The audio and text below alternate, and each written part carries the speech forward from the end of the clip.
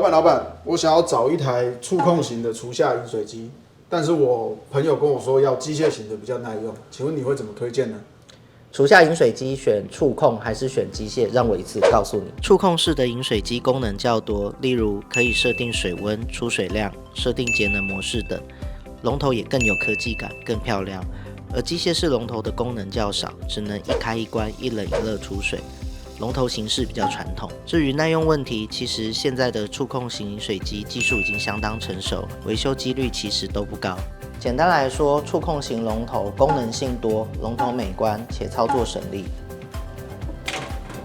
机械式的优点，故障率低，价格便宜且操作直观。选择时不妨想想你更在意哪一点。老板，那你自己用哪一种啊？触控的价格真的贵很多呢。我现在用的是触控型啊，主要是因为我老婆喜欢。太做安好了，日子就过好。欢迎来到台湾优水门市，看得到、喝得到、摸得到，让我们协助你找到最适合的净水器。喝好水，找优水。